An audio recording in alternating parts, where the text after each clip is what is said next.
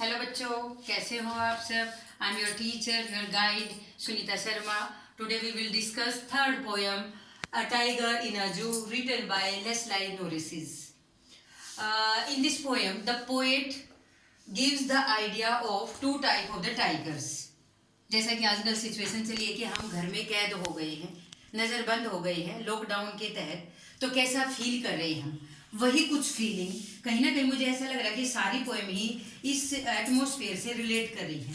तो इसमें पोएट बताना चाहता है कि टाइगर को कैसे इनहेबिटेंट नेचुरल एनवायरनमेंट में रखता है तो उसकी फीलिंग कैसी होती है, और जब उसको एक पिंजरे के अंदर नज़रबंद कर दिया जाता है तो उसकी फीलिंग कैसे होती है. यही इन 5 पैराग्राफ में पोएट ने डिस्क्राइब करने की कोशिश की है. In brief we can say that there is the two things of a tiger, that is in a natural mode or in a zoo. कि एक जू में रखने वाली फीलिंग है और एक जो है नेचुरल एटमॉस्फेयर में रखने वाली फीलिंग है. आपको पैराग्राफ के पढ़ने से ही पता चल जाएगा कि ये different type of the paragraph है. इसमें हमें ये पता चलेगा कि एक टाइगर जू के अंदर कब फीलिंग दिखा रहा है और बाहर जू से बाहर रहकर वो कैसी जू से बाहर कब रहने का मतलब होगा कि वो जंगल में जाकर उसकी फीलिंग कैसे चेंज होती है.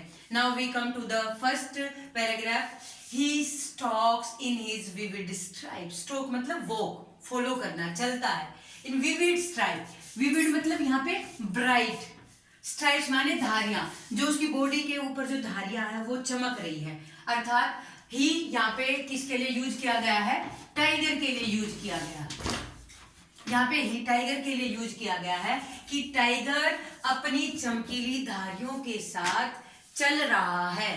किस में चल रहा है, द फ्यू स्टेप कहाँ होते हैं, इन अ केज.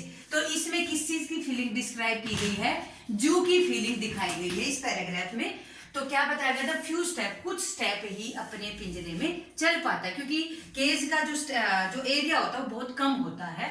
तो few step on pad of velvet quite.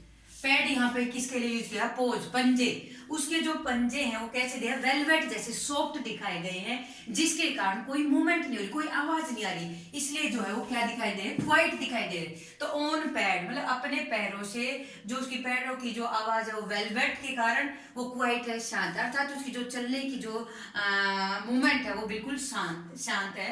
In his quiet rage, in his quiet, वह बिल्कुल शांत है. एंड रेज मतलब एंगर, गुस्से में है क्योंकि वो केस में क्या कर सकता, कुछ भी नहीं कर सकता क्योंकि उसकी पावर का है बिहाइंड द बार, इसलिए वो क्या है, शांत भी है और रेज गुस्से में भी है. Now come to the second paragraph. He should be lurking in the shadow. What is the meaning of lurking, lurking का मतलब देखना, झांकना. स्लाइडिंग का मतलब होता है मूवमेंट करना, स्लो, धीरे धीरे. जैसे एक शेर बिल्कुल धीरे धीरे बड़ी बड़ी घास है, घास के पीछे छुपा हुआ है और इंतजार कर रहा है अपने शिकार का. कैसे बता रहा poet, he should be lurking, वह देख रहा है.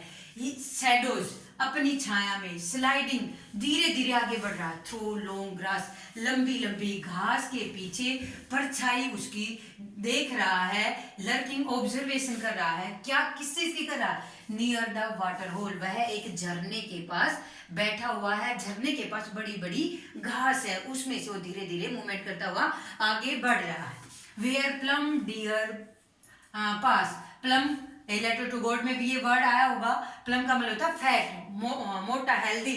डियर हिरणों पास, क्योंकि वो वेट कर रहा है कि एक हिरणों का समूह उस झरने के पास, ये मोटे ताजे हिरण होंगे, पास से गुजरेगा और वो उनका अपना शिकार बनाएगा. यहाँ पे हिरण का ही क्यों कहा गया, क्योंकि वो full, deer is full of flesh, बहुत ज्यादा मांस से भरा हुआ था. So in this poem the poet use dear.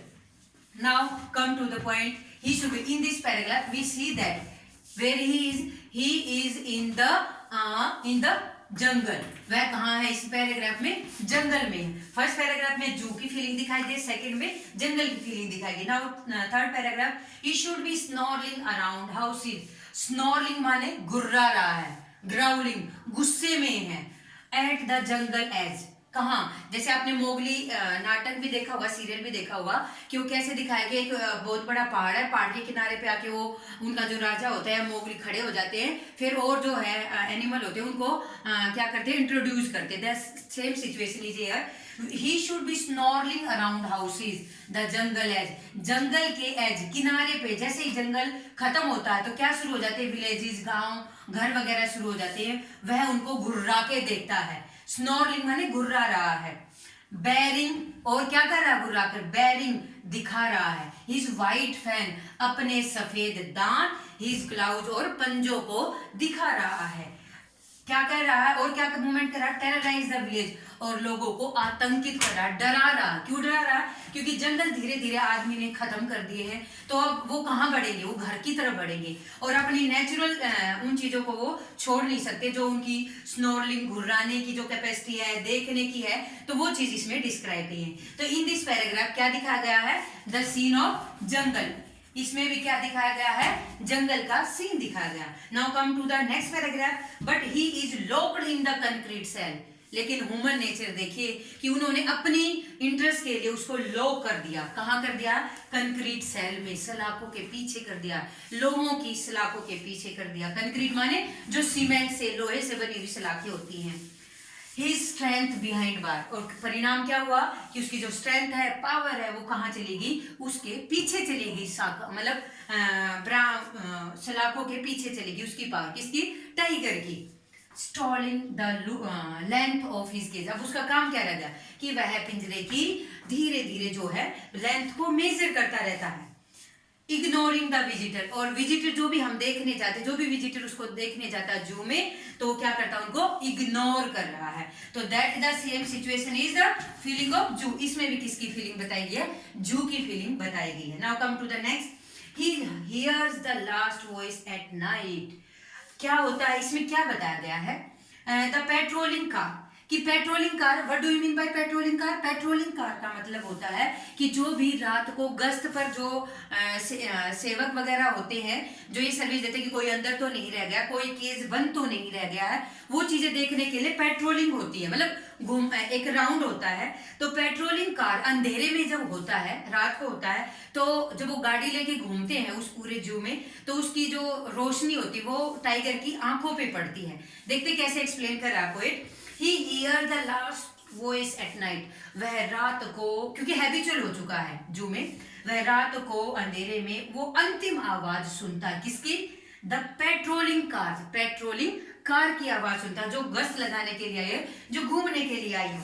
And stairs with his brilliant eyes, और वह घूरता रहता है अपनी चमकीली आंखों से, एट द ब्रिलियंट स्टार, किसको घूरता रहता है, उन ब्रिलियंट, जो आकाश में वो स्टार जो देख रहा है, क्योंकि उस स्टार की जो रोशनी है वो उसकी आईज में गिर रही है, जिसके कारण उसकी आंखें क्या हो गई हैं, ब्रिलियंट आईज हो गई हैं, और वो उनको देख रहा है। कहीं ना कहीं उसको रिलीफ हो गया है कि कम से कम आकाश तो हमारा नेचुरल है, चलो मेरी पावर को एक जू में बंद कर दिया गया, लेकिन आकाश मेरा ओपन है। और कहीं ना कहीं short we can say that वो गॉड से क्वेश्चन पूछ रहा है, ऊपर फेस करके आकाश में नजर मिला के वो कर रहा है कि मेरे साथ ऐसा क्यों हुआ, क्यों जो ह्यूमन बीइंग है वो हमें जो है अपने इंटरेस्ट के लिए एक जू में डाल रहा है। तो यहाँ पे इन पैराग्राफ में यहाँ पे भी हमने क्या दिखाई है, फीलिंग ऑफ जू, फीलिंग ऑफ जू की दिखाई गई। इस तरीके से डिफरेंट पैराग्राफ में हमने देखा कि टाइगर की अलग अलग प्रकार की फीलिंग दिखाई गई है कि कैसे वो नेचुरल हैबिटेट में रहता है और कैसे वो